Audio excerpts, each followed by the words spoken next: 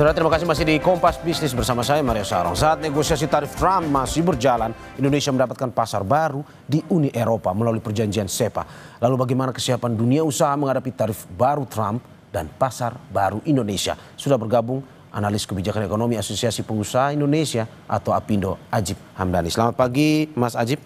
Selamat pagi Mas Mario. Terima kasih sudah bergabung di Dialog Kompas Bisnis pada pagi hari ini. Mas Ajib, bagaimana Anda melihat 32% tarif Trump? Dampaknya ke dunia usaha akan seperti apa, Mas?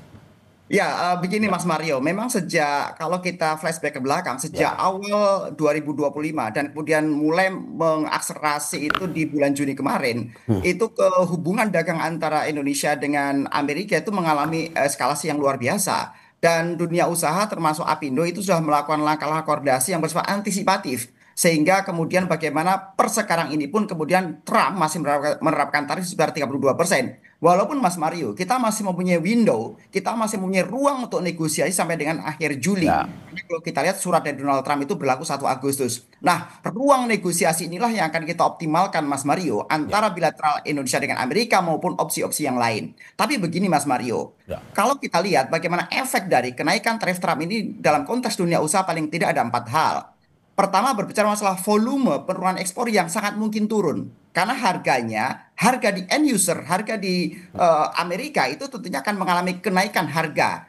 Competitiveness ini yang menjadi problem. Sehingga proyeksi kita, kemudian volume dagang kita akan mengalami turun. Walaupun kemudian kita lihat Mas Mario, bahwa ekspor Indonesia ke Amerika itu kira-kira menguasai sampai dengan 10% transaksi global kita. Ya. Kalau kita konversi ke PDB kira-kira setara dengan angka 2%.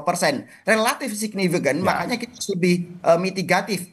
Sehingga bagaimana di 1 Agustus nanti kebijakan Trump tidak mengganggu dan mengkontraksi neraca dagang ekspor impor. Kemudian resiko yang kedua adalah berbicara masalah ancaman dumping barang-barang China ke Indonesia, Mas Mario. Ini yang justru harus dimitigasi juga oleh pemerintah. Karena China juga merasakan tarif Trump yang lebih tinggi, bahkan sampai dengan 140% misalnya, sehingga potensi barang-barang dari China itu bisa masuk ke Indonesia. Ya. Ini yang kedua. Hal yang ketiga berbicara masalah volatilitas nilai tukar, Mas Mario. Ini yang perlu juga dicermati, karena kalau kita lihat di kerangka ekonomi makro Indonesia, sepanjang 2025 ini kita hanya diproyeksikan nilai tukar rupiah dengan dolar itu berbanding 1:16.000, Mas Mario. Dan kalau kita lihat fluktuasi itu bahkan ketika bulan Juni kemarin sampai menyentuh hampir 17.000. Alhamdulillah pada akhir-akhir ini mencapai 16.200 sampai 300. Stabilitas nilai tukar ini menjadi sebuah tantangan tersendiri ketika antara Amerika dan Indonesia mengalami fluktuasi hubungan yang begitu dinamis seperti ini. Yang terakhir kita berbicara masalah bagaimana PMI atau Purchase Manager Index manufaktur kita yang akan cenderung mengalami kontraksi terus, Mas Mario. Dan kalau kita lihat bulan April kemarin adalah kontraksi paling dalam sampai dengan 46. Nah, kondisi-kondisi seperti ini yang terus dimitigasi oleh pemerintah dan juga dunia usaha secara antisipatif sehingga kita lebih well prepare, sehingga kita lebih mitigatif bagaimana dunia usaha tetap mengalami stabilitas sampai dengan akhir tahun ini. Demikian Mas Mario. Oke, Mas Ajib, 3 pekan jadi kesepakatan penyelesaian negosiasi ini. Menurut Anda bagaimana pelaku usaha melihat proses negosiasi ini akan seperti apa? Ya, APindo terus melakukan komunikasi intensif dengan pemerintah, dengan Pak Menko Perekonomian, bahkan sebelum kemarin ke Amerika dan lanjut ke Uni Eropa. Kita memberikan masukan-masukan konstruktif, baik orientasi jangka pendek maupun jangka panjang sebenarnya Mas Mario. Jangka pendek berbicara hubungan bilateral dengan Amerika, termasuk komitmen dari rekan-rekan pengusaha di APindo untuk melakukan importasi barang dari Amerika. Ini adalah dalam rangka kita membangun yang namanya beneficially mutual. Karena Amerika selalu mempunyai narasi dan konsideran secara ekonomi bahwa mereka mengalami defisit transaksi dagang berjalan sebesar katakan 19 miliar US dollar. Ya.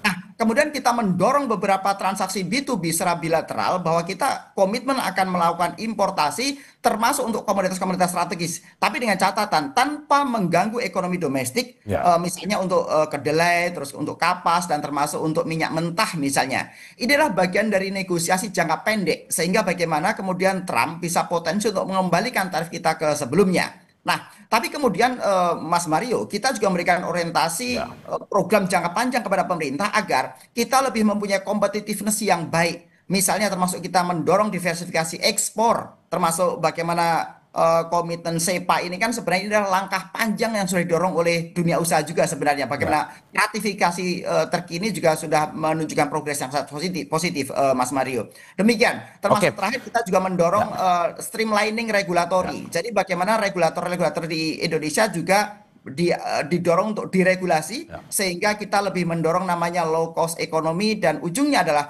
barang dan jasa kita lebih mempunyai competitiveness yang baik dalam pasar global. Demikian Mas Mario. Oke, kita ambil dua skenario. Misalkan pada akhirnya negosiasi berjalan lancar, 32% turun. Atau misalkan skenario kedua, tetap Presiden Trump menetapkan 32% untuk Indonesia.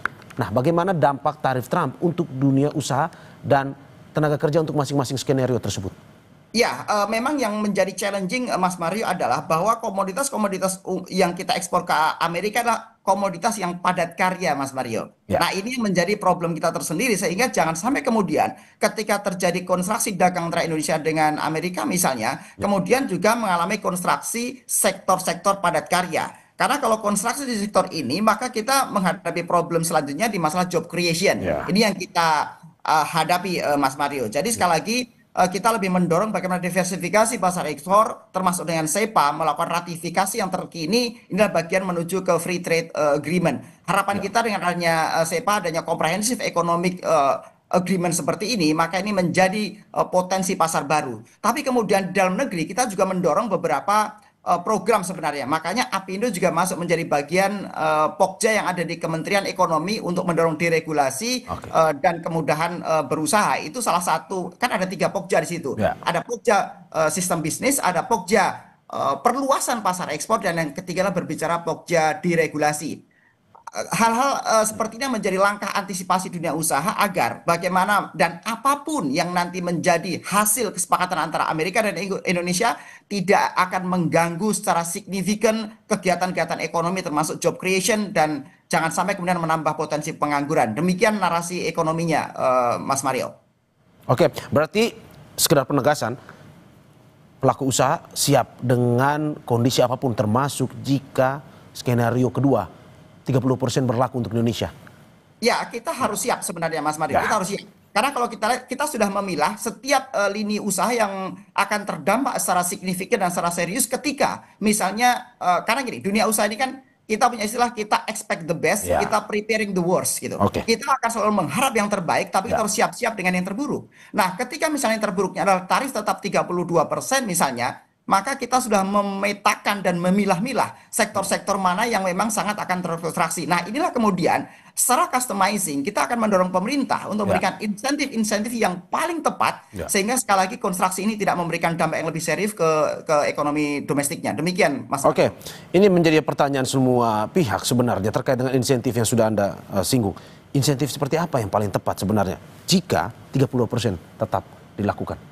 Ya, kita mendorong insentif yang bersifat komprehensif, mulai dari fiskal, moneter, termasuk insentif-insentif regulasi. Sebagai contoh, Mas Mario, kenapa kalau berbicara patron manufaktur, patron industri kita ada di China misalnya. Kenapa China itu mereka punya daya saing luar biasa? Kita petakan ada 4 hal. Satu, karena mereka energi sangat murah. Mereka tuh energi sangat murah dan kita masih di high cost proporsional di secara ekonomi kita. Yang kedua berbicara masalah infrastruktur yang mendukung. Karena sekali lagi begini, kalau kita bedah biaya logistik di Indonesia ini sebenarnya masih cenderung kurang ideal. Kita masih terbebani sekitar 23% dari proses bisnis kita. Kalau di negara-negara cenderung maju mereka di angka kisaran 13% misalnya. Nah, itu itu yang kedua dari China. Kemudian yang ketiga berbicara masalah clustering ekosistem bisnis. Yang keempat, yang terakhir adalah berbicara masalah sumber daya manusia. China tidak pernah menyampaikan bahwa tenaga kerja mereka murah sebenarnya, Mas Mario. Tapi mereka menyampaikan bahwa tenaga kerja mereka produktif. Nah, inilah kemudian kita lihat bagaimana dengan Indonesia.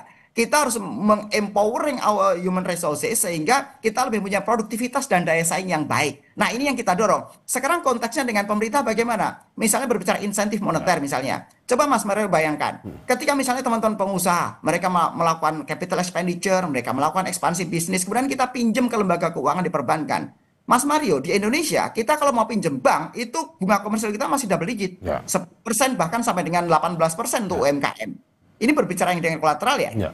Single digit 8-9% itu susahnya mintamu dan if kondisinya banyak. Artinya salah satu yang membebani kita adalah cost of ekonomi, biaya modal kita. Ya. Nah, ini menjadi problem kita misalnya. Sehingga misalnya pemerintah harus turun untuk biaya bunga Permodalannya. misalnya. Ya. Itu harusnya misalnya single digit. Ini contoh insentif moneter. Belum berbicara insentif fiskal misalnya. Misalnya untuk orientasi pasar ke Amerika, maka seluruh supplier misalnya, oke, sementara bagaimana kalau PPN-nya ditanggung pemerintah misalnya. Sehingga biaya beli kita lebih murah daripada supplier. Ya. Termasuk misalnya regulasi-regulasi yang lain, itu juga kita mendorong agar ada kemudahan-kemudahan. Tapi poinnya adalah bagaimana pemerintah mendorong low cost ekonomi dan barang serta jasa Indonesia lebih mempunyai daya saing di pasar domestik maupun pasar global. Demikian Mas Mario. Oke, ada beberapa kebijakan yang memang harus dilakukan ya. Salah satunya adalah suntikan insentif itu yang perlu dilakukan oleh pemerintah. Tetapi Mas, selanjutnya di sela-sela proses negosiasi ini, di sela-sela proses negosiasi tarif Trump ini, Indonesia dan Uni Eropa capai kesepakatan perdagangan bebas. Bagaimana Apindo melihat hal ini? Peluangkah buat Indonesia? Dan kalau memang peluang, seperti apa yang dilihat pelaku usaha melalui kesepakatan baru ini? Ya, Apindo sangat menyambut baik perkembangan yang ada, Mas Mario. Dan bahkan sejak awal bulan Juni, ketika Trump mengumumkan tentang tarif Trumpnya, Apindo selalu memberikan masukan secara intensif dan bahkan termasuk bagaimana ratifikasi perjanjian Indonesia Uni Eropa SEPA ini. Karena SEPA ini kan arahnya menuju Free Trade Agreement. Dan kalau Mas Mario perhatikan, SEPA ini kan perjalanan begitu panjang. Sejak tahun 2016 dunia usaha mendorong ini.